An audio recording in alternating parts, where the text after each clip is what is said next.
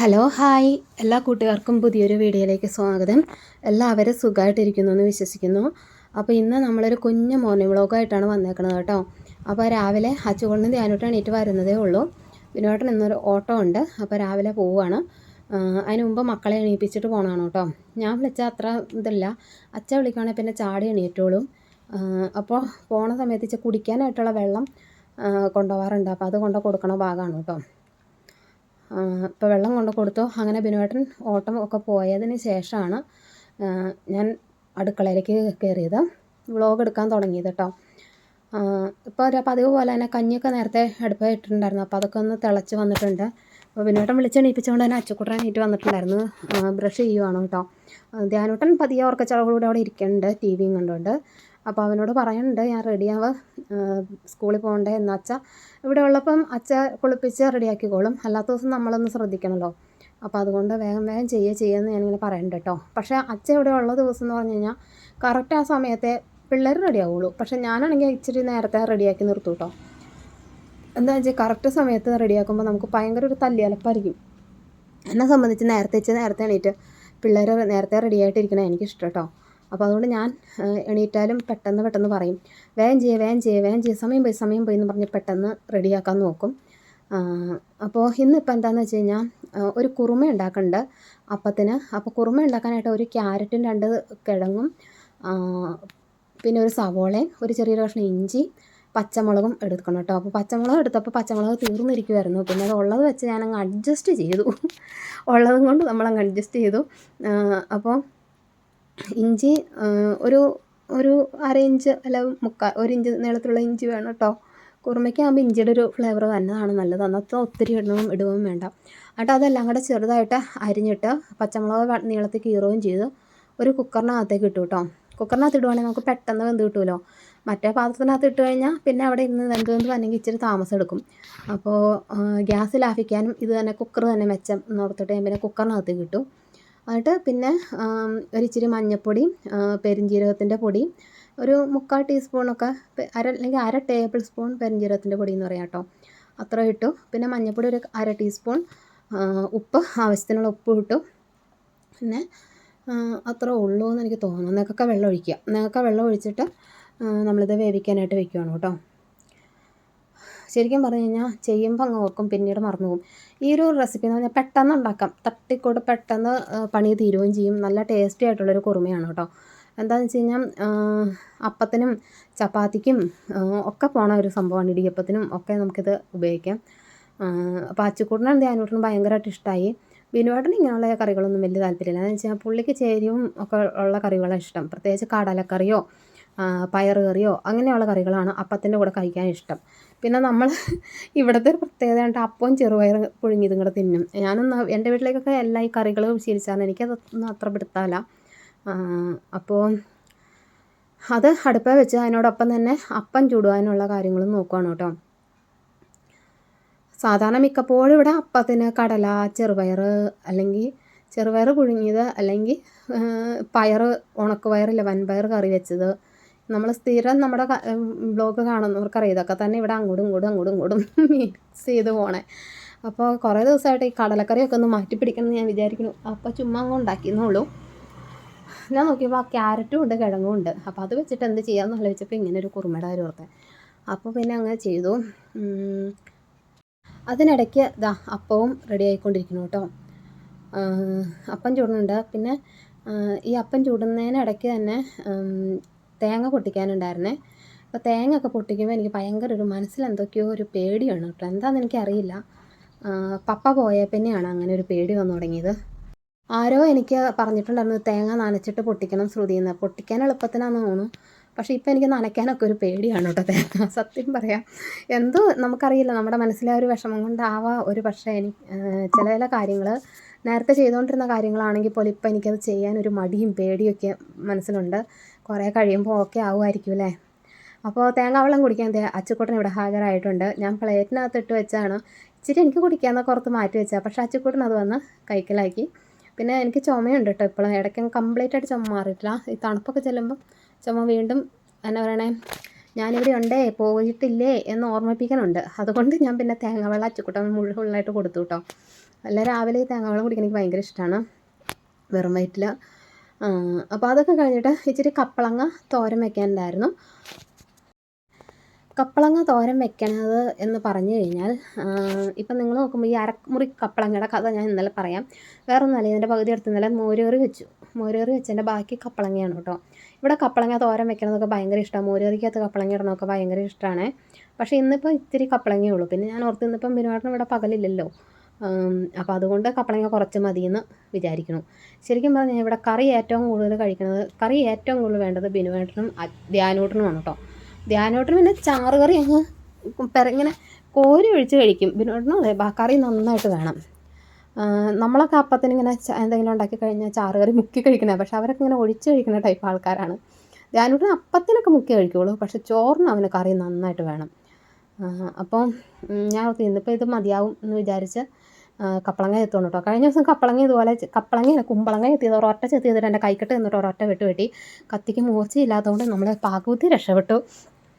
ചെറുതായിട്ടൊന്ന് മുറിഞ്ഞു, എന്നാലും അല്ലെങ്കിൽ ആ ഒരു വെട്ടലിൻ്റെ ആയലിൽ കത്തിക്ക് മൂർച്ചയുണ്ടായിരുന്നെങ്കിൽ നല്ല രീതിയിൽ പണി കിട്ടിയാനെ. ഈ കുമ്പളങ്ങ മത്തങ്ങയൊക്കെ വെട്ടുമ്പോൾ ഒരു പ്രശ്നമാണ് കേട്ടോ, അതിൻ്റെ തൊണ്ടിന് നല്ല കട്ടിയാണല്ലോ. അപ്പോൾ നേരത്തേക്കും എന്താ പറയണേ, നമ്മൾ ചെത്തുമ്പോൾ സൂക്ഷിച്ചില്ലെങ്കിൽ കൈ അപ്പം മുറിഞ്ഞെന്ന് ചോദിച്ചാൽ മതി. അപ്പോൾ അതൊക്കെ അരിഞ്ഞവിടെ വെച്ചപ്പോഴത്തേക്കും നമ്മുടെ എന്താ പറയണേ, കിഴങ്ങൊക്കെ വെന്ത് വന്നിട്ടുണ്ട്. അപ്പോൾ ഞാൻ ജസ്റ്റ് ഒന്ന് ഉടച്ചു കൊടുക്കുകയാണ്, കാരണം കറിക്ക് ഒരു ചെറിയൊരു കൊഴുപ്പ് കിട്ടാൻ വേണ്ടിയിട്ടാണ്. ഒന്ന് ഉടച്ചിട്ട് നമുക്കിത് വേറൊരു പാത്രത്തിലേക്ക് മാറ്റാം. ഇനി വേറെ ഒന്നുമില്ല, ഒരു നുള്ള പെരിഞ്ജീരകത്തിൻ്റെ പൊടിയും കൂടെ നമ്മൾ ഇതിനകത്തേക്ക് ചേർത്ത് കൊടുക്കും കേട്ടോ. അതെപ്പോഴാണ് അത് ചേർത്തിട്ട് ആദ്യം തേങ്ങാപ്പാൽ ചേർത്ത് പിന്നെ തിളയ്ക്കണ്ട, ഒന്നാം പാൽ മാത്രമേ ചേർക്കുള്ളൂ, രണ്ടാം പാലൊന്നും ചേർക്കണില്ല കേട്ടോ. അപ്പോൾ അതുകൊണ്ട് തന്നെ തിളയ്ക്കണ്ട, പതിയൊന്ന് ചൂടായി വന്നാൽ മതി. ആ ചൂടായി വരുന്ന സമയത്ത് നമുക്കൊരു നുള്ള പെരിഞ്ജീരകത്തിൻ്റെ പൊടിയും കൂടെ ചേർത്തിട്ട് പതിയൊന്ന് ചൂടാക്കിയെടുക്കുക. അതായത് ഇതിൻ്റെ ഒരു പച്ചപ്പോണം ഒന്ന് മാറി വന്നല്ലോ, അതൊന്ന് ഒരു സെക്കൻഡ് അല്ല 1 മിനിറ്റ് എന്നൊക്കെ പറയാം, സമയമൊന്നും കറക്റ്റൊന്നുമല്ല, എന്നാലും ഏകദേശം ഇങ്ങനെ പറഞ്ഞെന്നുള്ളൂ കേട്ടോ. എന്നിട്ട് ചൂടാക്കി എടുത്തു കഴിഞ്ഞാൽ പിന്നെ കടുക് താളിക്കാം. പിന്നെ കടുക് താളിക്കണതിലാണ് ഇതിൻ്റെ ഒരു ടേസ്റ്റ് കിട്ടുന്നത്. എന്താണെന്ന് വെച്ച് കഴിഞ്ഞാൽ എണ്ണയ്ക്കകത്ത് കടുക് ഇടുക, 2 വറ്റൽമുളക്, ഈ വറ്റൽമുളകിൻ്റെ ഫ്ലേവർ ഇതിനകത്തേക്ക് വരുമ്പോൾ ഒരു പ്രത്യേക ടേസ്റ്റാണ് കേട്ടോ. പിന്നെ കുറച്ച് കറിവേപ്പില ഇട്ടു കേട്ടോ, കറിവേപ്പില ഓപ്ഷണലാണ്, വേണമെങ്കിൽ ഇട്ടാൽ മതി. അപ്പോൾ അത്രയും ഇട്ടിട്ട് നമുക്കിത് ഒന്ന് കടുക് താളിച്ചു. അപ്പോൾ അത് വളരെ എളുപ്പമല്ലേ, പെട്ടെന്ന് തന്നെ നമ്മുടെ കുറുമ ഇവിടെ റെഡി ആയിട്ടുണ്ട് കേട്ടോ. അപ്പോൾ അതവിടെ ആയി. അത് കഴിഞ്ഞിട്ട് അച്ചുകൂട്ടനും ധ്യാനൂട്ടനും കപ്പളങ്ങാത്തോരൻ വേണം, അമ്മ ചോറിന് എന്തെങ്കിലും കറി കൊണ്ടുപോകണമെന്ന് പറഞ്ഞായിരുന്നു. ഞാൻ വേഗം തന്നെ കപ്പളങ്ങ അടുപ്പേ വെക്കുകയാണ് കേട്ടോ.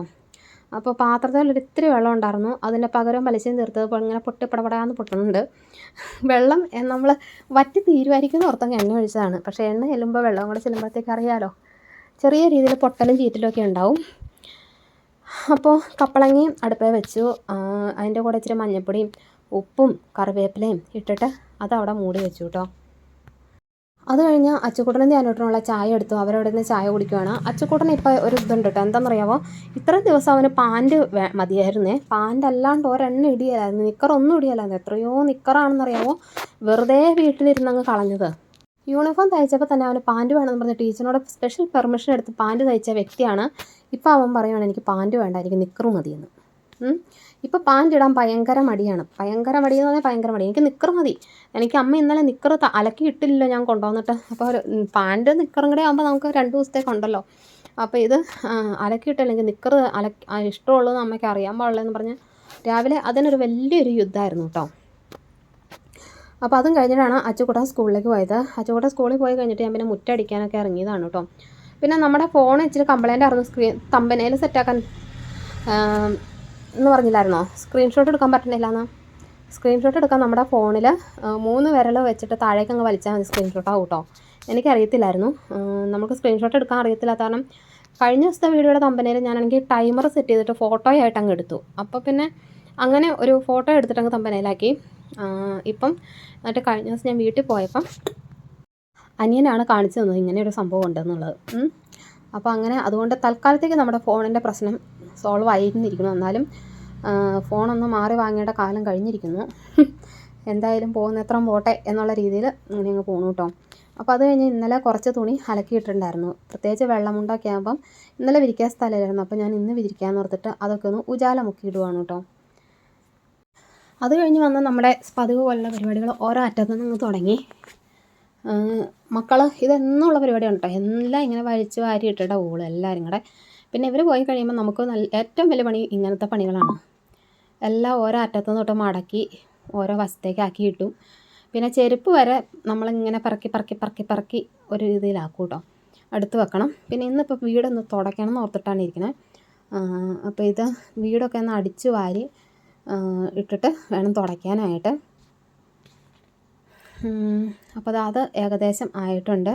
അത് കഴിഞ്ഞ് കുറച്ച് ഉണക്കമീൻ വറുക്കാനുണ്ടായിരുന്നു, അത് വറുത്തു. പിന്നെ ചാറുകറി ഞാൻ വെച്ചില്ല കേട്ടോ, എന്താണെന്ന് വെച്ചാൽ ഇന്നലത്തെ മോരുകറിയുടെ ബാലൻസ് ഇത്തിരി ഇരിപ്പുണ്ട്. അപ്പോൾ ഉച്ചയ്ക്ക് അത് മതിയാവും, വൈകിട്ടത്തേക്കും കുറച്ച് ഇരിപ്പുണ്ട്. അപ്പോൾ അതുകൊണ്ടൊക്കെ അഡ്ജസ്റ്റ് ചെയ്യാൻ ചാറുകറിയെന്ന് വെച്ചു. പിന്നെ കപ്പളം ചേമ്പായിരിക്കണം, ചേമ്പ് പിന്നെ അടുത്ത ദിവസം ആവട്ടെ എന്ന് ഓർത്ത് കറി വെക്കാൻ. അത് കഴിഞ്ഞ് പിന്നെ കുറച്ചേറെ പാത്രങ്ങൾ കഴുകാനുണ്ടായിരുന്നു, ചായ കുടിച്ചതും ഇല്ലാത്തതും ഒക്കെ അങ്ങോട്ട് പറക്കിയിട്ടിട്ട് അതൊക്കെ ഒന്ന് തേച്ചെഴുകി വെച്ചു കേട്ടോ. അത് കഴുകി വെച്ച് മീനും വറുക്കാനായിട്ട് അടുപ്പിൽ വെച്ചിട്ട് ഞാൻ വേഗം തന്നെ വീടൊക്കെ ഒന്ന് തുടച്ചിടുവാണ്. അപ്പോൾ വീട് തുടച്ച് കഴിഞ്ഞിട്ട് വീട് തുടക്കലൊക്കെ കഴിഞ്ഞപ്പോഴത്തേക്കും മീൻ വറുക്കലും കഴിഞ്ഞിട്ടുണ്ടായിരുന്നു കേട്ടോ. പിന്നെ അടുക്കളയൊന്ന് ക്ലീൻ ചെയ്തു. അപ്പോൾ വീട് ക്ലീൻ ചെയ്ത് കഴിഞ്ഞപ്പം വീടിനകത്ത് നമ്മൾ ഈ ജനാലില്ലാത്ത കാരണം എന്താ പറയുക, ഒരു എയർ സർക്കുലേഷൻ ഇല്ലല്ലോ. അതുകൊണ്ട് തന്നെ എന്താണ് നമ്മൾ വീടൊക്കെ തുടച്ചാലും ഒരു സ്മെല്ലങ്ങ് ഇതാവണില്ല. അപ്പം ഞാൻ എന്താ ചെയ്തേ, ഒരു പോസിറ്റീവ് ഇതൊക്കെ വരാൻ വേണ്ടിയിട്ട് ഒരു സാമ്പ്രാണിത്തിരി കത്തിച്ചു നോക്കും. അപ്പോൾ നമുക്കൊരു സ്മെല്ല് മാറുമ്പോൾ തന്നെ നമുക്കൊരു പോസിറ്റീവ് എനർജി വരികയല്ലേ. അപ്പോൾ ഞാൻ അങ്ങനെയൊക്കെ ചെയ്യാറുണ്ട് കേട്ടോ. പിന്നെ വീട് തുടയ്ക്കുമ്പോഴാണെങ്കിലും നമ്മൾ ഈ ലോഷൻ്റെ കൂടെ ഒരിത്തിരി ഉപ്പുകല്ലൊക്കെ എടുത്തിട്ടിട്ട് ഉപ്പുകല്ലും കൂടെ ഇട്ടിട്ട് തുടയ്ക്കുവാണെങ്കിലും ഒരു നെഗറ്റീവ് എനർജി മാറുമെന്ന് ഇങ്ങനെ പറഞ്ഞു കേട്ടിട്ടുണ്ട്. അപ്പോൾ ഞാൻ അങ്ങനെ ചെയ്യാറുണ്ട്. എനിക്കങ്ങനെ നമ്മൾ ഈ എന്തെങ്കിലുമൊക്കെ ഒരു ഇത് തോന്നുമ്പോൾ ഞാനിങ്ങനെ ചെയ്യാറുണ്ട് കേട്ടോ. എന്ന് വെച്ചാൽ നമ്മൾക്ക് എന്തെങ്കിലും ഒരു മടിയോ ഒക്കെ നമുക്ക് ഫീൽ ചെയ്യുമ്പോൾ ഇങ്ങനെയൊക്കെ വീട് തുടയ്ക്കാറുണ്ട്. അതിന് അന്ധവിശ്വാസം എന്നൊന്നും പറയേണ്ട ആവശ്യമില്ല. ഇതൊക്കെ ഇഷ്ടംപോലെ യൂട്യൂബിലെ വീഡിയോസ് ഉണ്ട് ഇപ്പം, ഉപ്പിട്ട് തുടയ്ക്കണതും വീട് തുടയ്ക്കണതൊക്കെ. അപ്പോൾ ഞാനിങ്ങനെ ചെയ്യണ കാര്യം ഒന്ന് ജസ്റ്റ് ഒന്ന് പറഞ്ഞെന്നുള്ളൂ കേട്ടോ. നമ്മളിപ്പോൾ ഒരു പോസിറ്റീവ് മൈൻഡ് വന്നെങ്കിലല്ലേ നമുക്ക് ജോലി ചെയ്യാനാണെങ്കിലൊക്കെ ഒരു എന്താ പറയുക, ഒരു എനർജി വരുള്ളൂ. എപ്പോഴും ഇങ്ങനെ മൂഡ് ഓഫ് ആയിട്ടിരിക്കുമ്പോൾ പിന്നെ ഞാൻ പറഞ്ഞില്ല, ഞാൻ എവിടെയെങ്കിലും ചാഞ്ഞൂടി കിടന്ന് ഉറങ്ങുകയുള്ളൂ. എനിക്ക് എന്തെങ്കിലും മനസ്സിന് ചെറിയൊരു വിഷമം വന്നാൽ തന്നെ നമ്മൾ ഡൗൺ ആയി പോകുന്ന ക്യാരക്ടറാണ്. അതുകൊണ്ടാണ് തോന്നുന്നത് ദൈവം ഇങ്ങനെ പരീക്ഷിച്ചുകൊണ്ടിരിക്കുക. ഓരോ വർഷം ഓരോരോ വലിയ വലിയ വേദനകളാണ് വരുന്നത്. എന്തായാലും നമ്മൾ എന്നാ പറയണേ, ജീവിച്ചല്ലേ പറ്റുള്ളൂ അല്ലേ. അപ്പോൾ ഞാനിങ്ങനെയുള്ള കുഞ്ഞു കുഞ്ഞു കാര്യങ്ങളൊക്കെ ചെയ്യാറുണ്ട്. ഒരു വീടിനൊരു സ്മെല്ലൊക്കെ എന്താണെന്ന് വെച്ചാൽ ചന്ദനത്തിരി കത്തിക്കണം എന്ന് നിർബന്ധമൊന്നുമില്ല കേട്ടോ. അപ്പോൾ ചന്ദനത്തിരി എന്ന് പറഞ്ഞാൽ എന്തെങ്കിലുമൊക്കെ ഒരു നല്ലൊരു മണം കിട്ടാനായിട്ട് എന്തെങ്കിലും പുകയ്ക്കുകയോ എന്തെങ്കിലുമൊക്കെ ചെയ്ത് കഴിഞ്ഞാൽ തന്നെ നമുക്ക് ഒരു പോസിറ്റീവ് ഇത് വരും. അപ്പോൾ അതൊക്കെ കഴിഞ്ഞ് ഇന്നിപ്പോൾ ഇച്ചിരി തയ്ക്കാനുണ്ട് കേട്ടോ. തയ്ക്കാനെന്ന് പറഞ്ഞു കഴിഞ്ഞാൽ ഒരു ബാംഗ്ലൂരുള്ള ഒരു കുട്ടിയാണ്. അപ്പോൾ അത് ആദ്യം ഒരെണ്ണം വാങ്ങിച്ച് അത് ഇഷ്ടപ്പെട്ടിട്ട് പിന്നീട് ഒരു 7 എണ്ണം ഒന്നിച്ച് ഓർഡർ ചെയ്താണ് കേട്ടോ. 7 അതിനകത്ത് കഫ്താനും ഫ്രോക്ക് നൈറ്റിയും എല്ലാം ഉണ്ട്. അപ്പോൾ സ്റ്റിച്ച് ചെയ്തിട്ട് ഞാൻ പറ്റുവാണെങ്കിൽ സമയം കിട്ടുവാണെങ്കിൽ ഒരു ഷോർട്ട് വീഡിയോ ഇടാം. പകുതി നമ്മൾ ഷോർട്ട് വീഡിയോ ഇടിയല്ല കേട്ടോ, എന്ന് വെച്ചാൽ സമയം കിട്ടണതിനനുസരിച്ച് ചിലപ്പോൾ അങ്ങ് എടുത്തിടും, അത്രയേ ഉള്ളൂ. അപ്പോൾ ഫ്രോക്ക് നൈറ്റി ആവശ്യമുള്ളവർ വേഗം തന്നെ എന്താ ചെയ്യണ്ടേ, ഇവിടെ എഴുതി കാണിക്കുന്ന വാട്സപ്പ് നമ്പറിൽ കോൺടാക്റ്റ് ചെയ്യുക കേട്ടോ. പിന്നെ 399 രൂപയ്ക്ക് ഷിപ്പിംഗ് ചാർജ് ഒന്നും ഇല്ലാണ്ടാണ് നമ്മൾ കസ്റ്റമൈസ് ചെയ്ത് കൊടുക്കുന്നത്.